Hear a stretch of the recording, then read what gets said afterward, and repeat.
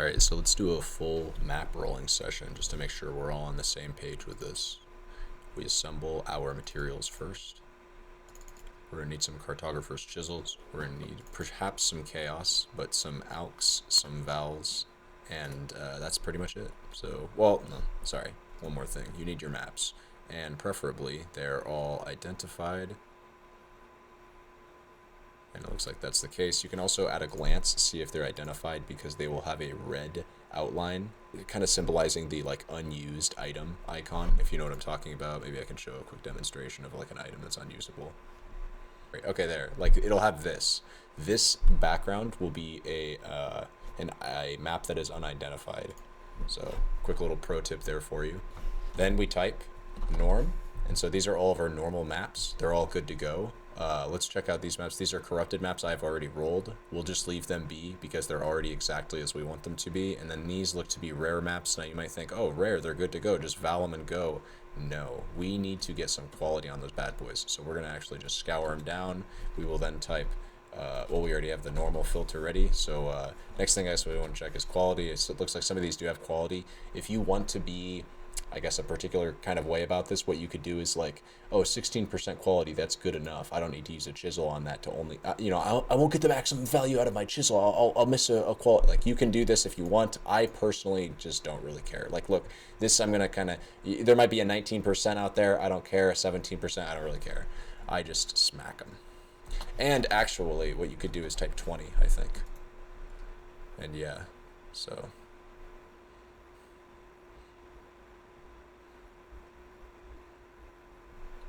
Oh, wait.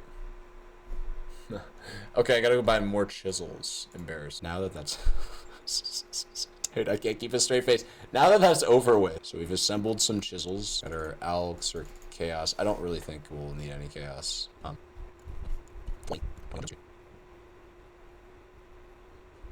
Alrighty. Then we type rare. And go to town.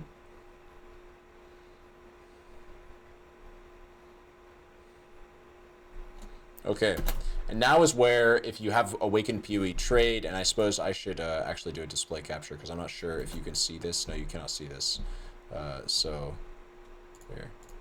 So with Awakened PoE trade, add-on that I have mentioned before in my videos, I think you should download it. It basically just enhances your PoE experience, makes your ability to play the game, trade with the game, interact with the game's economy like 10x more smooth.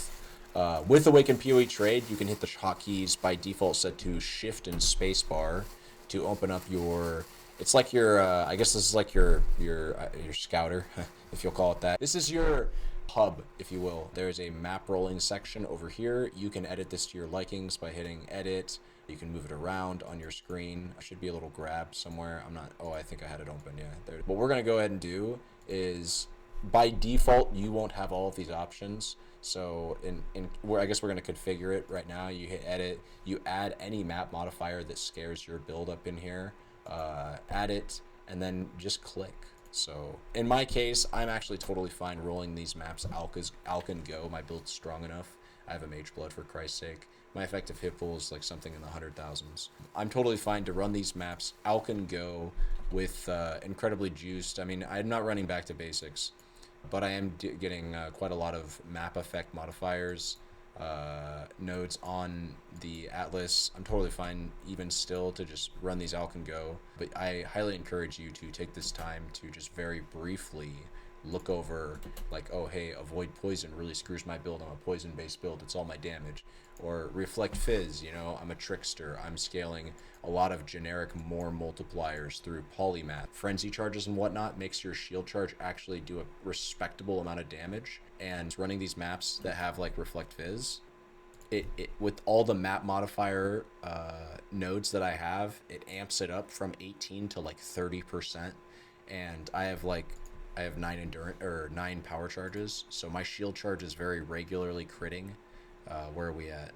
I mean, I've got 82% accuracy, but when I do hit, you know, there's a 30% chance that I just one-shot myself because I crit the mobs as I shield charge through them, and then I do like something to the, you know, it's an absurd amount of damage when you consider the fact that my character is not built to take 40,000 50,000 physical damage incoming, right? We actually get kind of close with a Mortal Call up, believe it or not. This is kind of interesting. Just a little, diatribe about my build. We're not there yet. We're 50k. We're not quite tanky enough to take a smack from ourselves when we shield charge through a big pack of mobs and we accidentally hit ourselves. So I'm just saying, Reflect Fizz has been scary before. I still run it. I just don't care. I guess I play a little bit more cautiously. But yeah, you can absolutely, and I do recommend that you look over the modifiers now, because you will want to make sure that there are no dangerous mods before we proceed with the next step. And I'm just going to get straight into the next step, which is valing the maps, or voling. I'm vol-orbing the maps. As I said, I have some corrupted maps here already that I'm going to now take apart and demonstrate to you why we do this step. So check this bad boy out here. This is a corrupted map that I guess you could say we hit a favorable outcome with our corruption. There are, and I think they changed it this league, 4 potential corrupted outcomes with corrupting maps. There is, of course, you do nothing, which is unfortunate. That's like Sajki. That's just a complete waste of a Val Orb. And I think this league, Val Orbs are quite expensive. No, they're not. They're about a third of a Chaos. But Chaos Orbs are pretty expensive. Either way, the unfavorable outcome is nothing happens.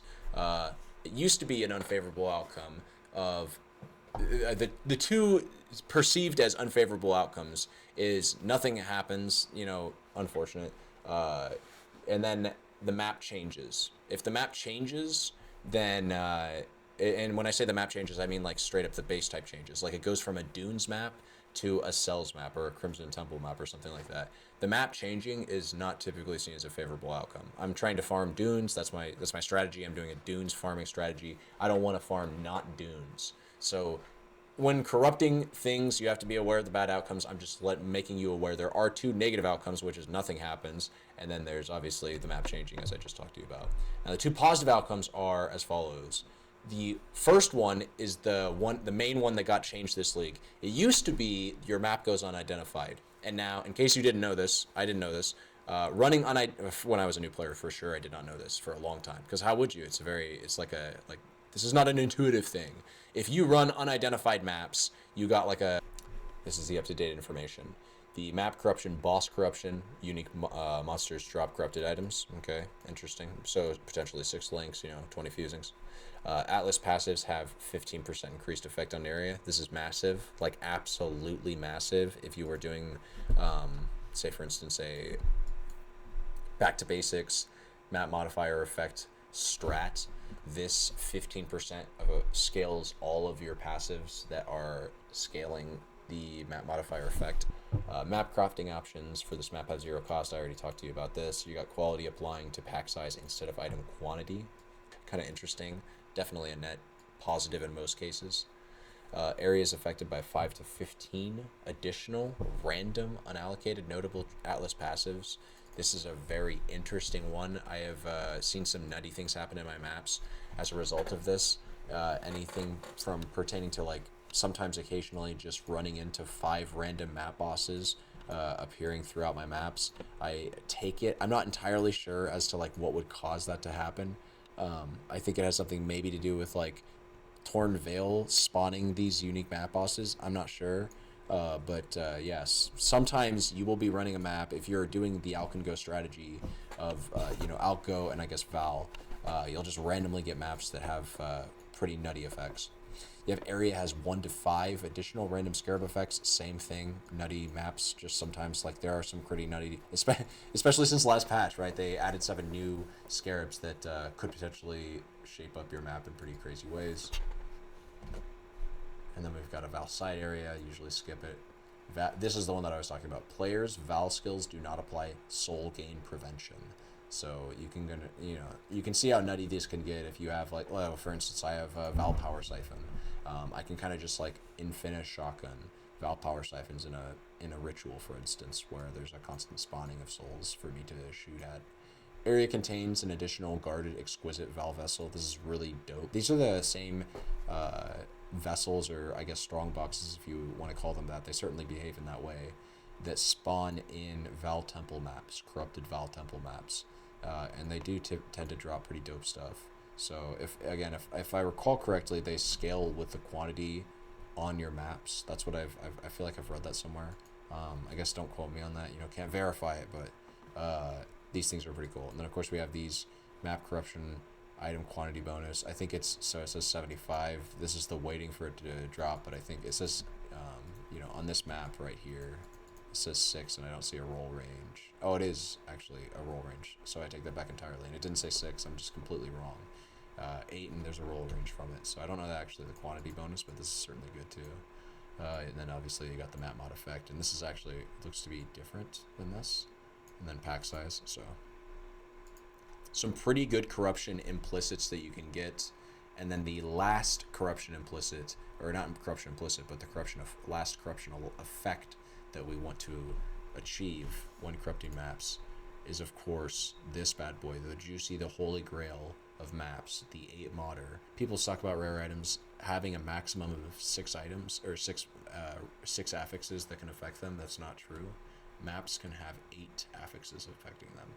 And of course maps are items, so map items can have, as rare items that are of course corrupted, can have 8 map modifier effects affecting them at once.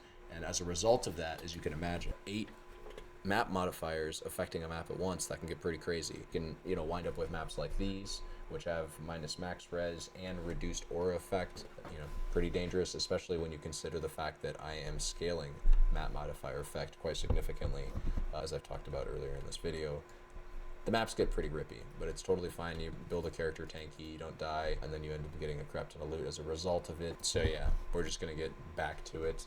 We have our corrupted maps here. Let's vow them. And again, just so we're clear, I am totally fine with every map outcome that we can get, potentially, these maps don't scare me nearly as much as they might scare you. So just be aware of that and be careful when you're farming them. Alrighty guys, I love you all, and we'll have the results from running these maps that we rolled today tomorrow with a new video. So stay tuned for that, and peace out.